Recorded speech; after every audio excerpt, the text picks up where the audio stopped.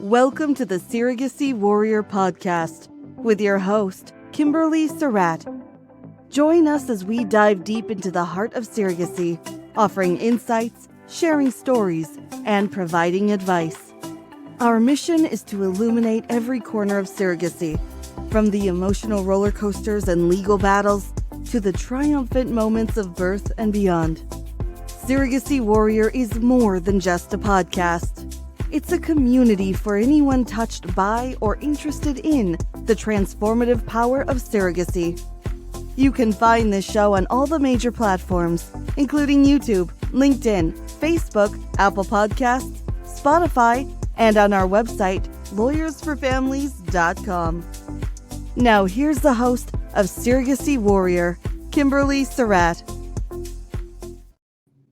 Welcome, everybody. I'm Kimberly Surratt. I'm your host today. We are going to dive into surrogacy even further. I'm excited because there aren't a lot of my clients who are willing to share their stories or give enough experience and knowledge and information to the world about what they went through. But today we have Amanda Bradhurst with us. She is a parent. She was at the time an intended parent when she was working with me. But Amanda is willing to share with us what she went through, and I'm just pleased and excited. And welcome, Amanda. Thank you. Thank you for having me, and happy to share what I went through because I hope it will help other people. Yeah, you have I want to first preface by saying not all surrogacies have a difficult start to their journey. Right. But some do. And I think the bigger thing with this is to just say lessons learned and what can we tell people. So do you want to tell everybody a little bit about your journey and just who you are and what you went through initially? And then we'll dive into kind of the advice part of it. Yeah, absolutely. So I guess my label would be single mother by choice, although I like to share that my story, I hadn't intended always to be a single mom. I, had hoped to find a partner. I had been engaged and ultimately at 35 years old called off my wedding. And it was the right decision at the time, but that made me realize at 35 that I should freeze my eggs. I had the opportunity through my work. And I truly believed I would eventually meet someone and we would move forward. As I was hitting 40, I thought, okay, the finding my future husband may not be coming right now, but I don't want to miss being a mom. And so ultimately started to do that process of creating a family. And that's actually when I realized going through that process with my OBGYN that I needed to have a hysterectomy. And so okay, well, maybe they're testing you to see how much you really want to have a kiddo. And so I started researching quickly surrogacy options and figuring out next steps, working with my fertility clinic and dove into sort of that next step. And, with all of this was sort of now, I think, a year had passed and I'd had a hysterectomy and now I'm trying to figure out the finances and the surrogacy piece.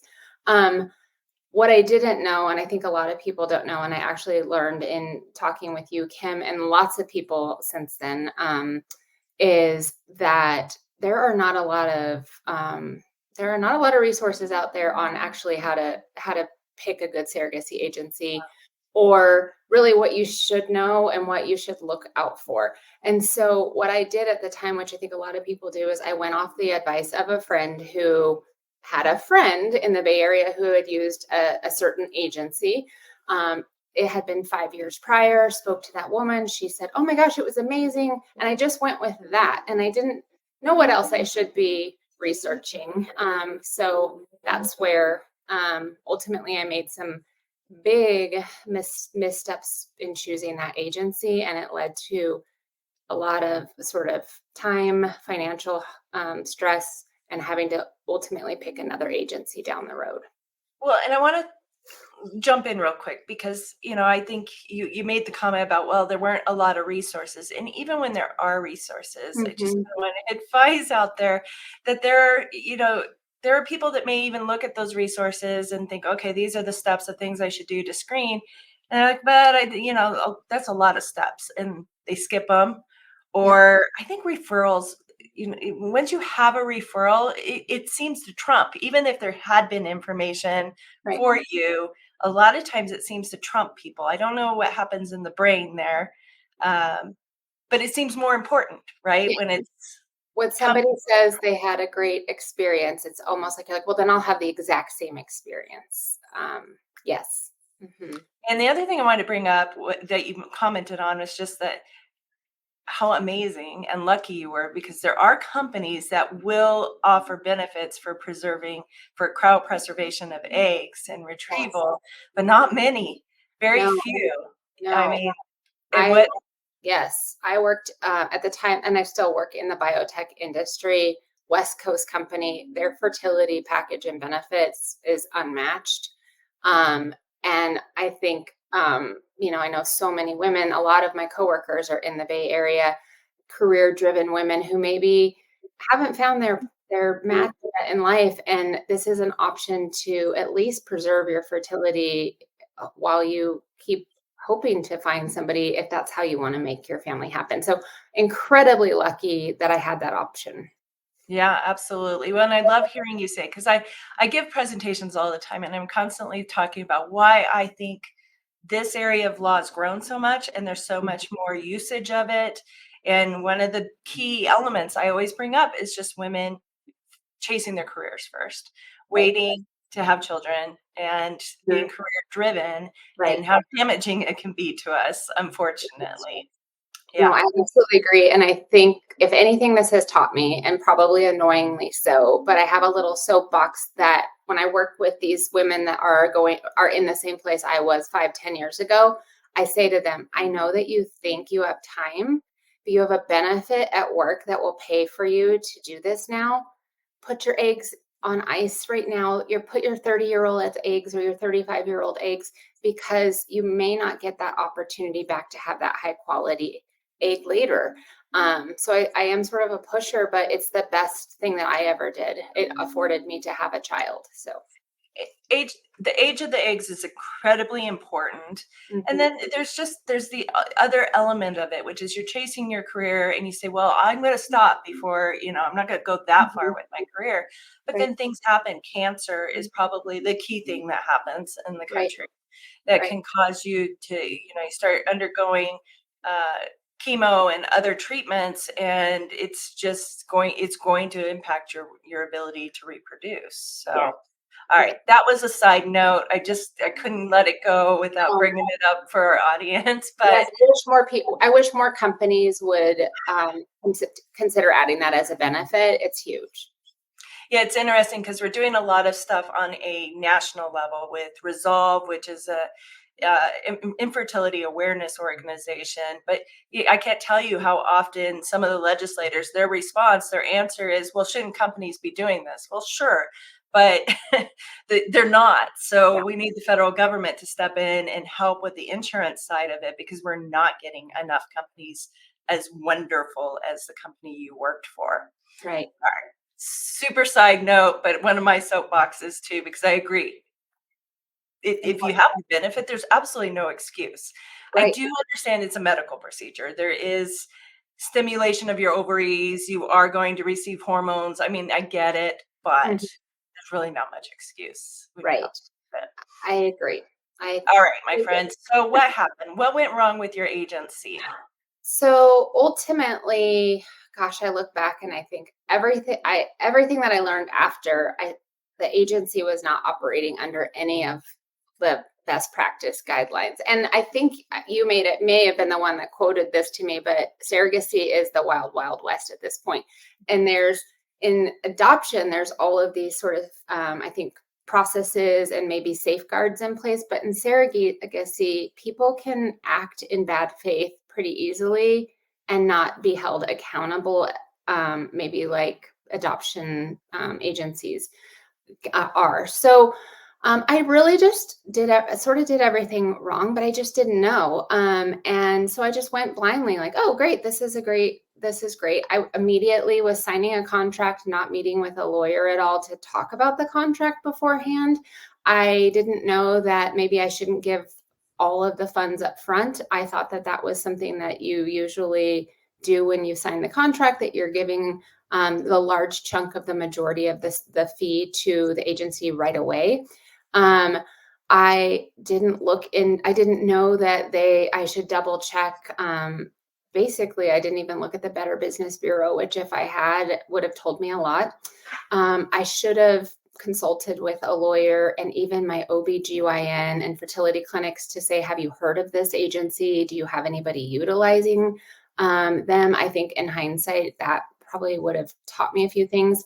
But ultimately, everything that could go wrong with this agency did go wrong. And they didn't have in their contract, they didn't have an option for, if they couldn't meet your clinic's needs for a match, that they would refund you, even a partial refund. There was nothing like that. Whereas I found in my future agency, if they couldn't deliver, they would give you a sort of a agency feedback of saying like, hey, we tried and you're right, and we couldn't do it. Like the first agency I chose took the money and just said, no, we'll keep throwing surrogates at you, but we're keeping all of your money. They didn't have a really good screening process. So months went by that they kept giving me surrogates that then my fertility clinic would be like, they don't even fit any of our medical criteria. Like they shouldn't even be sending us. So we were wasting time constantly. They were missing medical records constantly because they didn't do their due diligence ahead to have the packets ready, screened, verified, and then sent. So I was just constantly in limbo, going through surrogate after surrogate of them being like, here's another one, try this one, try this one. So everything, I mean, there's so many other pieces to this, but everything that could possibly go wrong went wrong with this agency.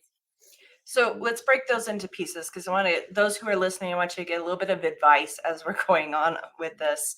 So the first thing is, the agency contract. You have a right to have a lawyer review it, always. And if they tell you no, that's a red flag. And the next red flag is I review it and I put edits in it and they say, but they won't change it. Well, there's another red flag. I've had agency agreements I've read that had typos in it, and they wouldn't even fix the typos. I mean, they were bad grammar through the whole thing. But then I always tell my intended parents, look, what is their reimbursement? What is the structure of the payments? Is it the full agency fee up front, which is what you just mentioned? Because what will happen there is if they can't match you, then they're keeping the whole fee. Or is it in stages that they get paid for the work they're doing at the different stages? And then, when you talk about not a decent screening process, those are the agencies that I look at and I say, well, what they're doing is they have an internet form and the person filled out the internet form, and anybody can fill out those forms, including bots, computer bots, right? Anybody can fill it out, put any information they want in there, and then they put it in their database. So if you go to an agency and they say, we have hundreds of surrogates ready for you to look at, that's a red flag, because right now, most agencies, really good agencies, have a handful that are fully screened, ready to go, because they go through a lot of women who don't qualify, aren't even close. And just, by a simple phone call, they realized half that list was bad. They didn't answer the phone. They were a computer bot. They were whatever it might be. Right. And so when they just throw anybody at you, you want to know before you sign up with an agency, what screening are they doing before they hand you a surrogate? What responsibility are they taking, and what resources are they putting into checking a surrogate before they pass it off to you? Because it's a waste of your time. It's a waste of, if you've got an agency that says, well, we take them, we've done everything. We've collected all their medical records. We've done their background check. And some agencies even have them fully medically screened by a RE, a reproductive endocrinologist, which is a fertility doctor, before they hand off the list to you and say, hey, I have a potential surrogate. In reality, they should have one for you at a time, if that, because most of them have a waiting list right now. So Amanda, I mean, there's very little information you mentioned already on the internet about picking an agency, but I would have to say there's very little information about the emotional impact on intended parents with these journeys that go bad. I mean, some people rant and rave on the internet, of course, but what was the emotional impact on you that this wasn't going to work, and whether you could actually gear yourself up to go again? Right. Yes. So ultimately, I think most people start off very positive and excited because you don't know. So you think it's going to be successful and you're going to get matched with this wonderful person and it's just going to be amazing. Ultimately, what happened with me, I think it was 4 times total, is I kept being matched with people that had no records on file, who basically didn't even have good background checks. For example, one woman was in a messy divorce and had even a court case against her for other things. Another woman also had an open trial type proceeding regarding a DUI. I had one after another of people they kept giving me, that the first one I really liked and I had wished it worked, but my clinic said, no, her records don't even match what we would need for multiple things. Even if she had the right stuff, this is not going to work for our clinic, which I had given all For of those those. listening, when we talk about records, we collect the prior pregnancy medical records on a surrogate so that the RE can go through and decide, is this a good candidate? Were her pregnancies healthy? Were they high risk? What other medical conditions may she have that could be not ideal for a surrogate? Because keep in mind, you're spending a whole lot of money and you're doing a lot of effort. And the idea is you're doing it with a woman who is in ideal condition, not semi-ideal condition, right? Yeah. You want the as good as can get, to, especially thinking about how much time it took to get that embryo. You don't have a lot. Maybe you have a handful. You don't want to just throw them, like somebody said to me, you don't want to just throw them at a dartboard and hope it sticks. You want a good dartboard.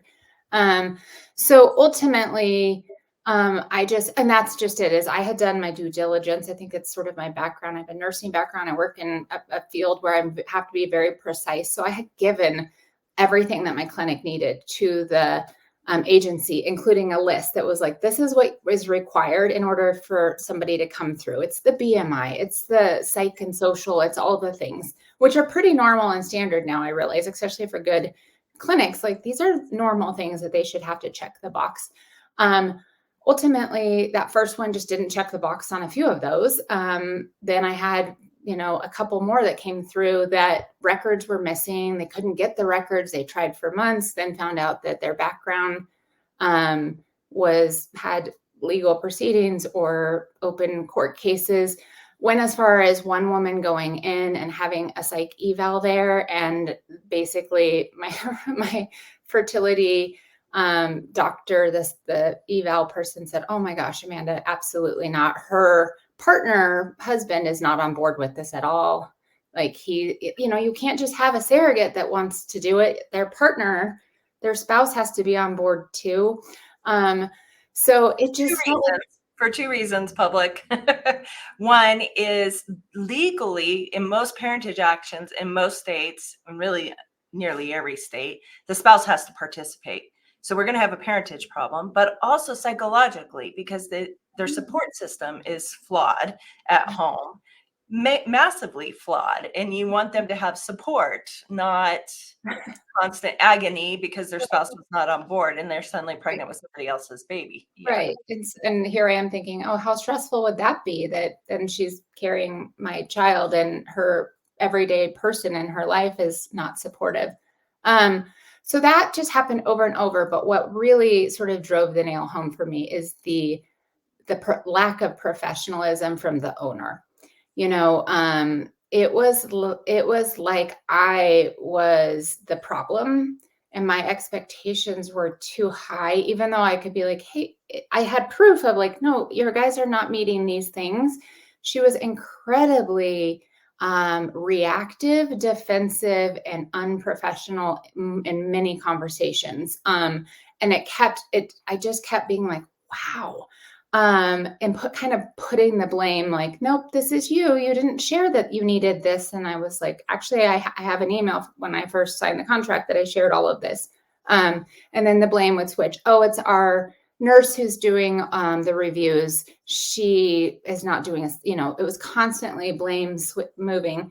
So I think after about the fourth time, it was around the holidays. I remember this because I had to pull over on the side of the road because the owner of I call it the bad agency, called me to tell me like she was unmatching me from somebody because they couldn't get the medical records. I was no longer allowed. We had an open communication with that person. I was no longer allowed to communicate with that person, and she'd get back to me when she had someone else.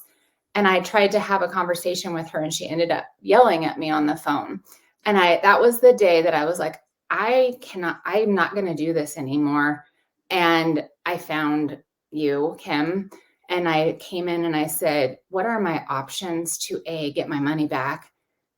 But also, what else should I be doing if I financially can move to another agency? What do I need to know? But that was the day that I thought I can't be treated like this and feel this level of stress and emotional unhappiness now for another year. What if I have a surrogate that gets pregnant and I have to deal with this agency the whole time? It will be a nightmare. And so I'm lucky for me. And I also just had a gut instinct that I was like, I need to get out of this and move on because this is not right for me. But I know not everybody can do that when they've already put a chunk of money forward. Yeah, you didn't give up. So, I mean, was it just that it was still early enough that you felt like you still had the hope and you could do it? I mean, some people give up. That's what I think I'm curious about. And I want people to hear this and say, keep trying. Yeah. I mean, I don't want the general population to have to go through what you went through. No. And hopefully we can get people the right information to screen and do a better job on the front end. But surrogacy is about hope, and there are obstacles along the way. Hopefully not a bad agency, but there can be a failed transfer. There can be, right? So you're a very positive person, though. So, I mean, what advice do you have for people in staying strong through it and keep continuing? I think it is a little bit part of my personality that if I want something, I'm going to figure out how to make it happen. So I rarely quit it. I'm like, no, this is a challenge, but I'm going to figure this out and I'm going to research. I will say, I also, in the back of my head, I had 3 embryos and I wasn't not going to try to make something happen with that. I couldn't fathom that. I had been told from my fertility doctor that likely one of those 3 might make it. So I knew my chances maybe of even being a mom, but I knew I'm going to give these 3 embryos a chance, and I'm going to now move on to a better direction, and try to make this happen. So I think for me, I was highly frustrated, emotionally taxed. It had been, I don't know, 6 or 9 months of absolute stress continually with this agency and sort of up and down, let down. But I think I was angry, and that anger fueled me to action, which caused me then to connect with you. And then you honestly gave me hope in that meeting that you were like, listen, yes, this contract, and we went over it. Yeah, you talked to me about getting my finances back. You were very transparent about that. And then, which ultimately I couldn't get my money back, but you said, but there are agencies that I work with and that I know that are good and that there are options. And I think once I talked to you and I started learning all the things that I could have done better, I realized I'm like, it can be different. And that moved me to being smarter and better about my next choices. But it was never an option to give up at that point. So we talked about screening, the agencies and some of those, steps. I've got information on lawyersforfamilies.com about screening agencies and some of the steps, but I wanted to put out there that you were talking about standards, the things that the fertility clinics look at, and that is pretty darn standard now, and you're right. The American Society for Reproductive Medicine has on their website the standards that you can find exactly what doctors, what the reproductive endocrinologists, so REs, fertility doctors, are looking at. And you can get the same information that the agencies know, but your agency should know immediately what those requirements are. They should be screening for them. So back to, I said, you want to ask them what they're doing. You want to know, are they doing background checks ahead of time? Or are they giving you a list that they're going to say, well, randomly pick a name, which might as well be just a bingo, roller, and you pick a random bingo number. And then we go, okay, now are they going to go background check them? Or did they background check them to start with? Because bare bones. Yeah. Clean criminal background is a really nice start. Yeah. Right. And what else? So you mentioned that on if you had known the standards on the medical, that type of stuff, what else do you think would have been good for you to know on the front end? So I would have liked to know that there are agencies that make you pay as they show you that they did the work. So that's something I learned from you, is if an agency says, I want it all up front, run away, because there's nothing likely that they're going to do then once they have your money to really show up well, is how I feel. So ultimately I learned that you should sort of pay as you go. Like, hey, you fulfilled, here's my first chunk because I'm retaining you to work with you to find me a match. Here's the second chunk. You have now found a great match and we're moving through this process, but never, ever, ever. And I now talk to people all the time because people refer people to me to call me to say, can you tell me what to be looking for? I'm like, don't pay up front everything. That should not happen.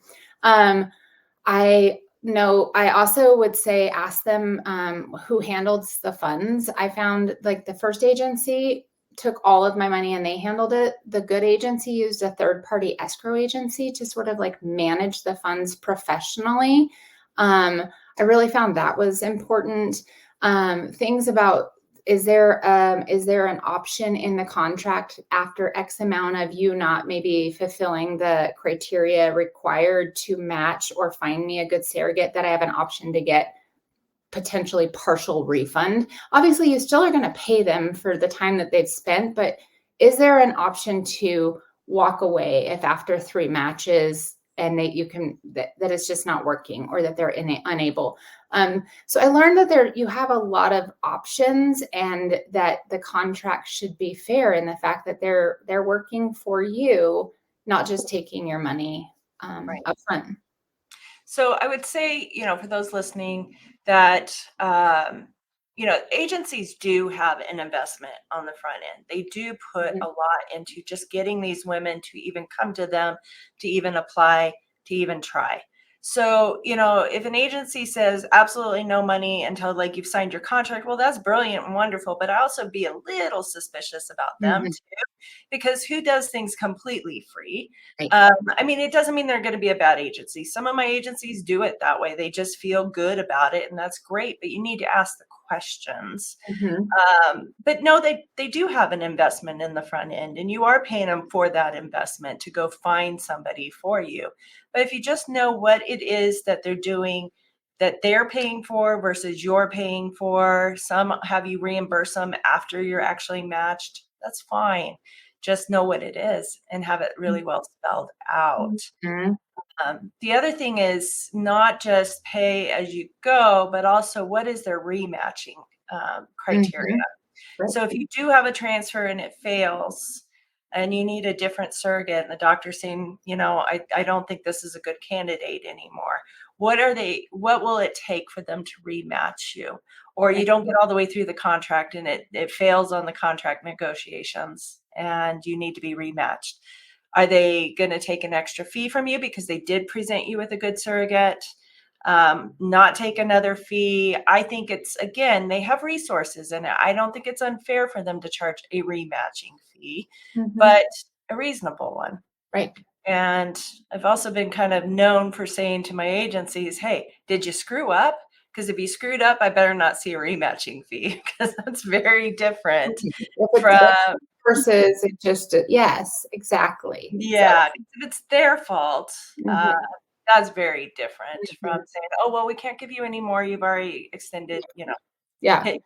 hit your max. Yes. So that everybody knows, you do have a happy story at the end of the day.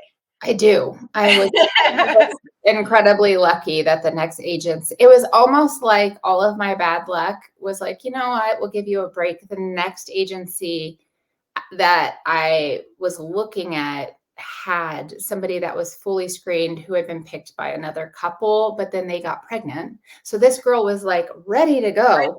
And she lived 5 minutes down the road from me, which is unheard of. I was looking at people all across the country prior. And it just like every single piece just fell into place perfectly. And she got pregnant and had an amazing pregnancy. And I got my son almost like 10 months later after leaving that agency, the bad agency. I know that is unusual. I just got incredibly lucky. But what I learned in that is, oh my gosh, night and day of how sticky, ugly, yucky the first agency was and how professional and well run the second one was. Right. So any regrets on using surrogacy to have a child?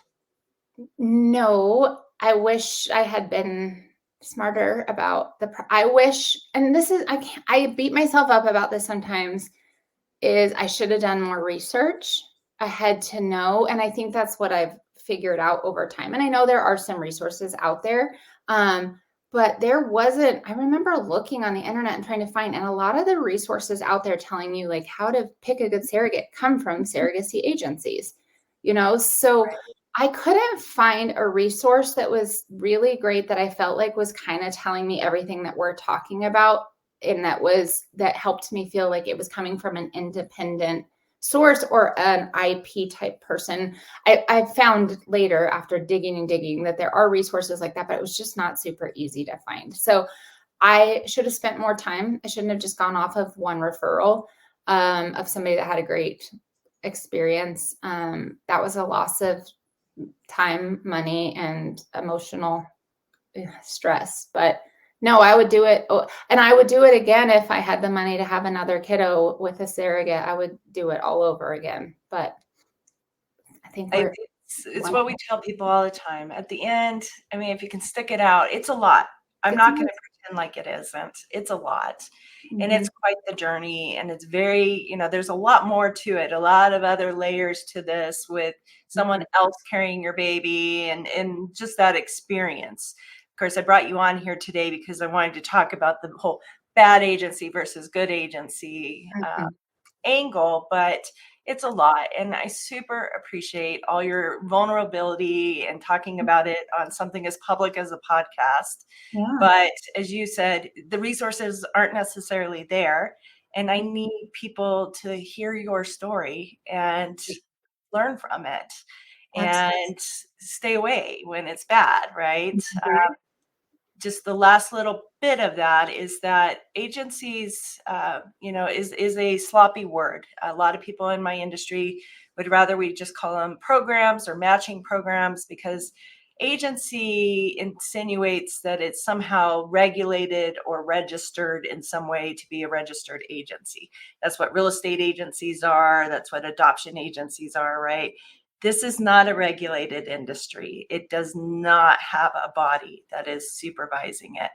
There are organizations doing their best to try to set better standards. And one of those is SEEDS.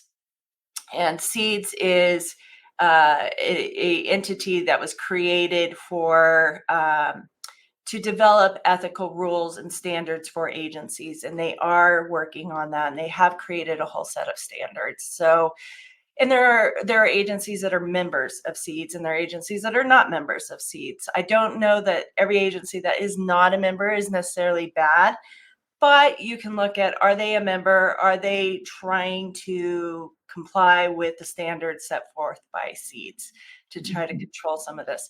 That was not the case when you were having your child. seeds was around, but their standards weren't set yet. So things have changed. And That's great. 3 years. Thing Yeah. about surrogacy is it's fast right now. It's very fast moving. Yeah. All right, my friend. Thank you for your time. Yeah, Appreciate you. absolutely. Wonderful. All to right. talk to you. Thank you for joining us on this episode of Surrogacy Warrior. I hope you found our discussion enlightening and empowering and force you to do a little more research and look into your agencies.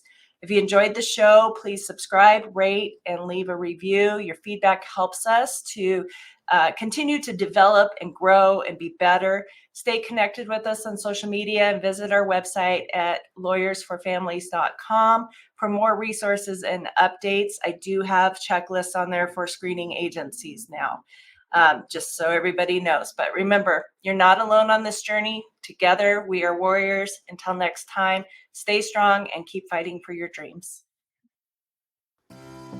You've been tuning into the Surrogacy Warrior Podcast with your host, Kimberly Surratt. You can find this show on all the major platforms, including YouTube, LinkedIn, Facebook, Apple Podcasts, Spotify, and on our website, lawyersforfamilies.com. Thank you for your positive reviews, comments, questions, and for sharing this show with others.